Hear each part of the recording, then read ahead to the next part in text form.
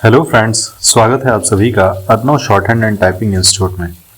आज का डिक्टेशन दैनिक जागरण संपादकीय 19 जुलाई 2026 का, जो कि 80 शब्द प्रति मिनट से होगा। सभी लोग तैयार रहेंगे। डिक्टेशन अगले 5 सेकंड बाद स्टार्ट होगा। स्टार्ट।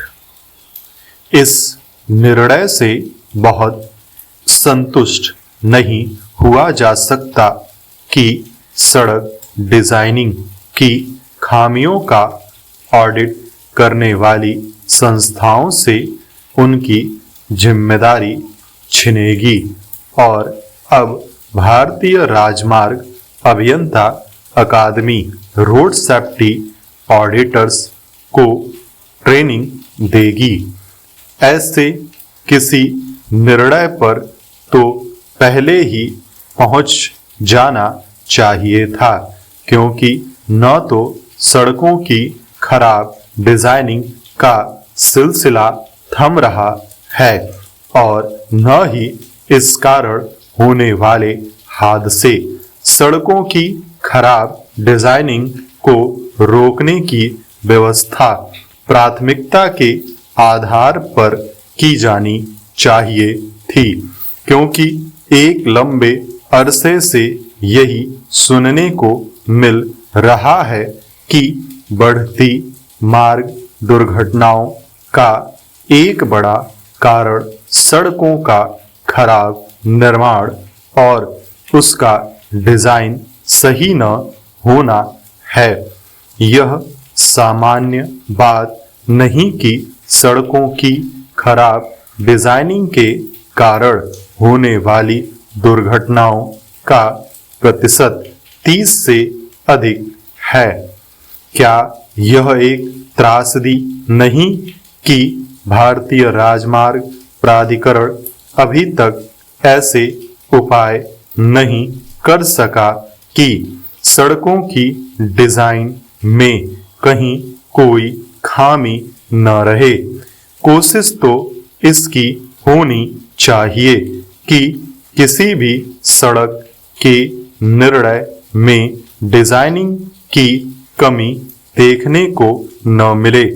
यदि यह सुनिश्चित किया जा सकता तो फिर सड़कों की डिजाइन की पड़ताल करने की नौबत ही नहीं आती, और यदि आती भी तो बहुत कम।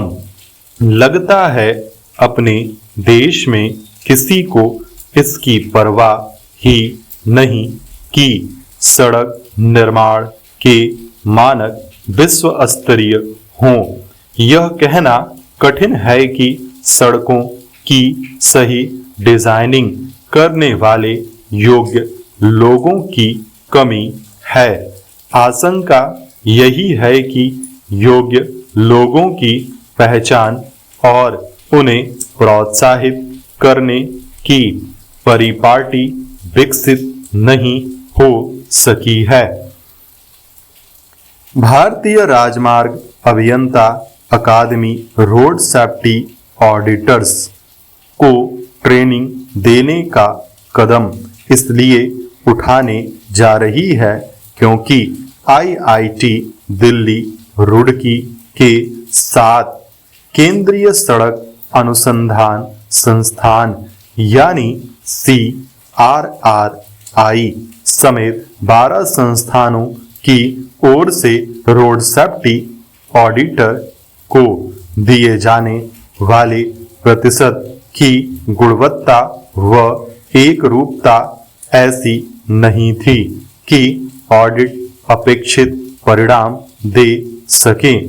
देखना है कि नई व्यवस्था अपेक्षित परिणाम दे पाएगी या नहीं, क्योंकि इसे लेकर सुनिश्चित नहीं हुआ जा सकता कि जो काम आईआईटी दिल्ली रुड़की के साथ CRII